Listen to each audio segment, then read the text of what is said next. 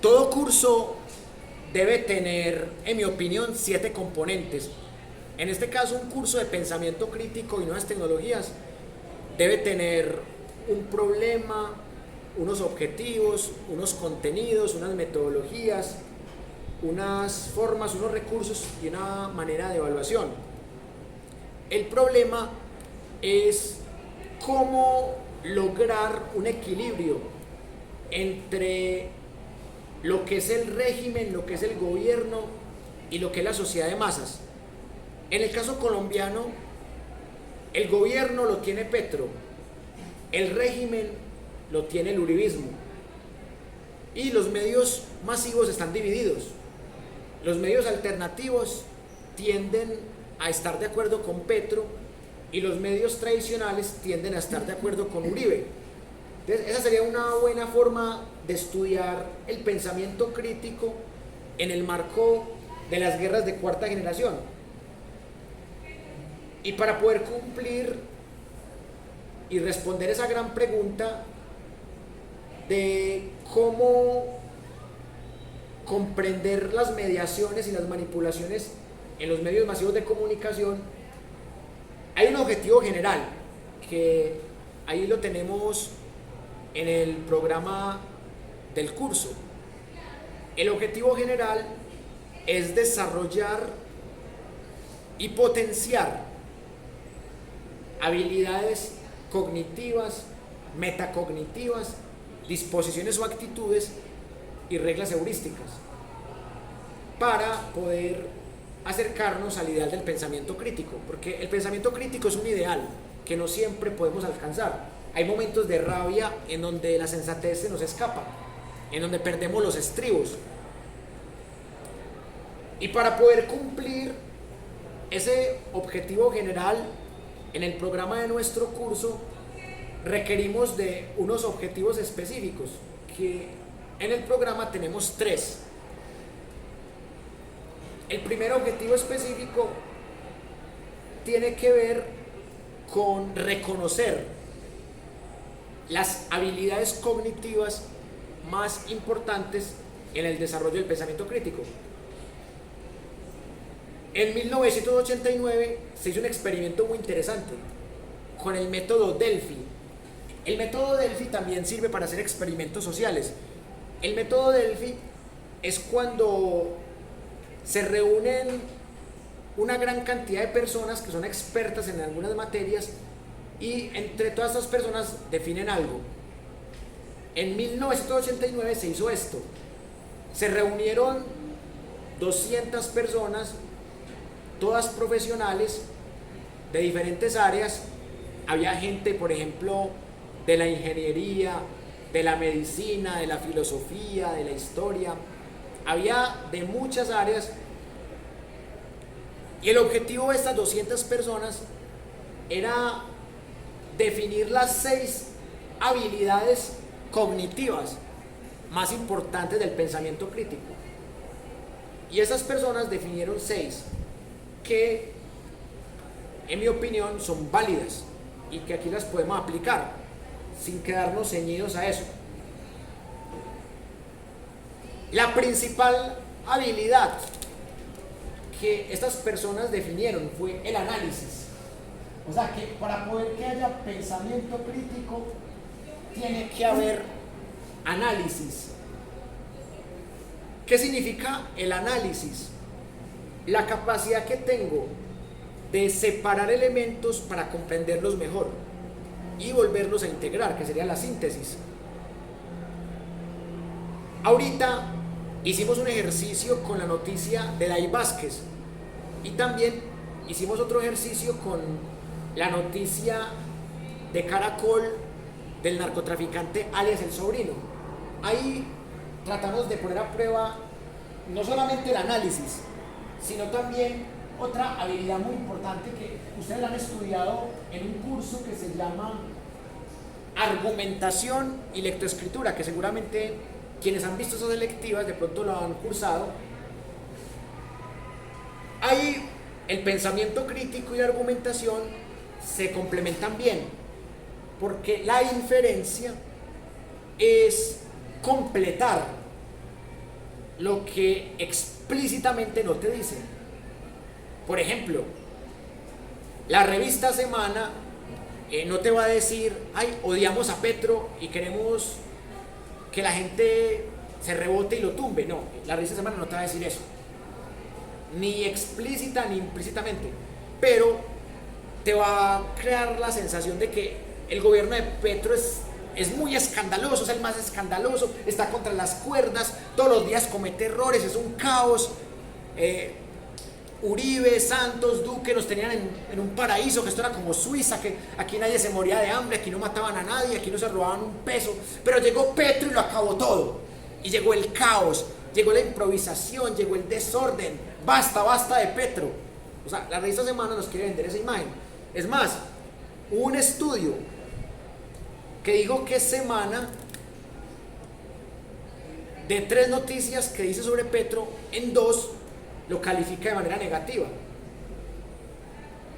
Y esa es la estrategia. Por ejemplo, dijo algo de la inflación que favorecía a Petro, y lo dijo correctamente la revista Semana, pero en el tema de Day Vázquez, en el tema de Benedetti y Laura Sarabia, Semana manipuló a la gente para que creyeran lo que ellos querían.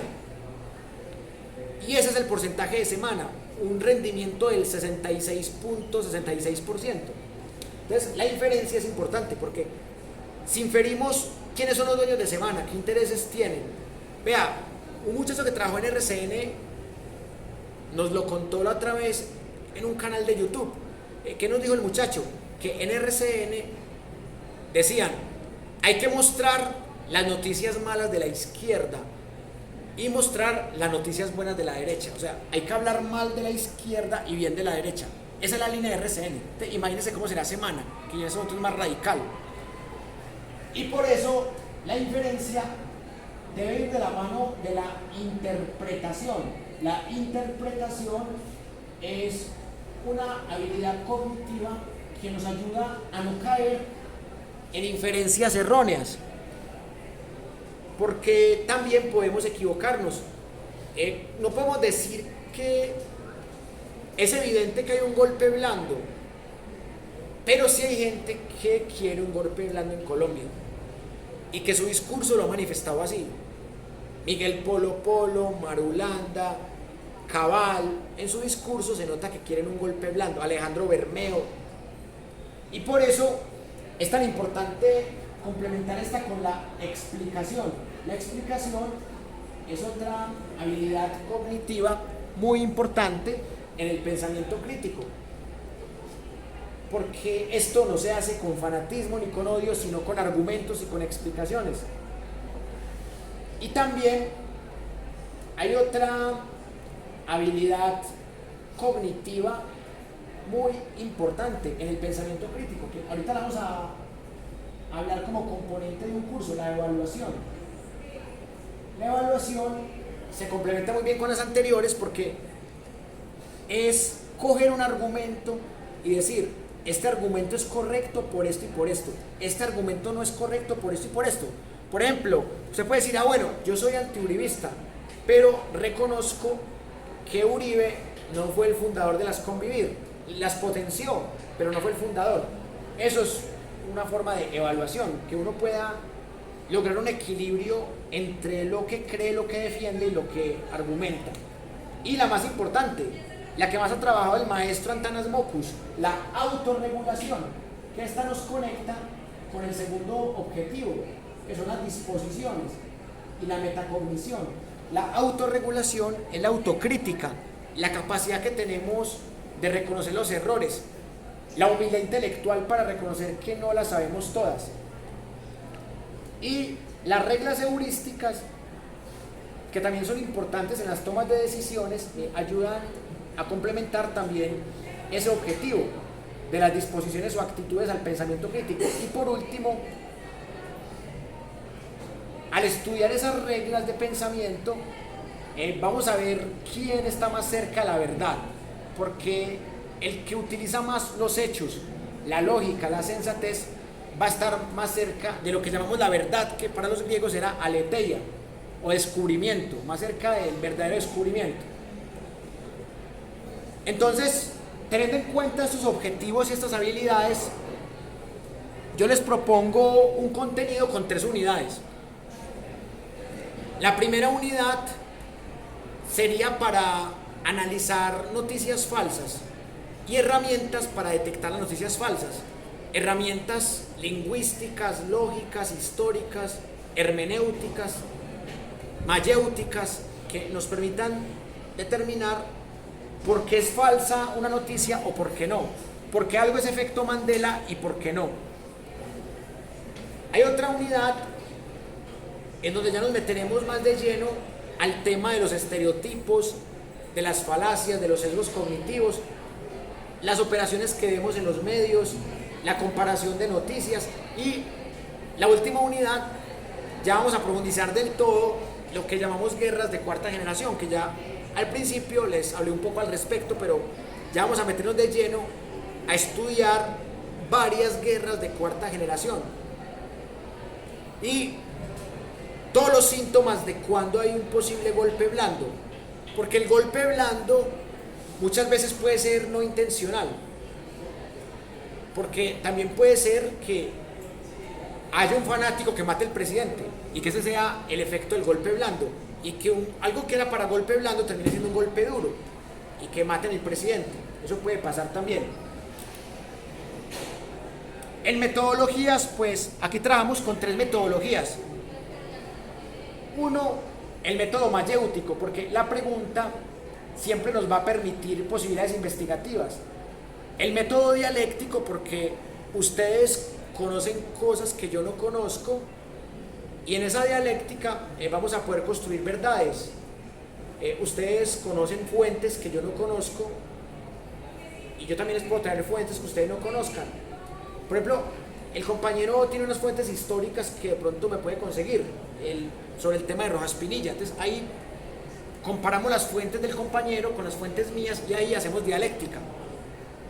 Y el otro es el método heurístico, que tiene que ver también con las reglas heurísticas del pensamiento crítico. El método heurístico es que cada quien tiene una búsqueda particular y esa búsqueda se distingue de la búsqueda de todo el grupo. Entonces ahí cada quien se meterá en el tipo de hechos y de noticias que más le interesen. Las formas pueden ser de aprendizaje individual o puede ser de colaboración.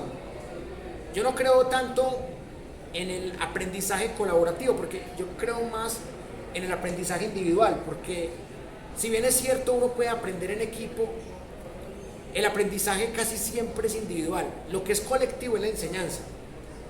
Ahorita, cuando analizamos la noticia de David Vázquez, vieron ustedes cómo se puede hacer algo más cercano al trabajo en equipo. Los recursos, pues ustedes ya los conocen. Vamos a usar noticias, videos, conferencias, caricaturas, billetes, de todo un poco. Porque el pensamiento crítico se puede analizar desde muchas fuentes. Y por último, la evaluación. La evaluación es diferente a calificación. La calificación es el número que uno les pone en el sistema. Pero realmente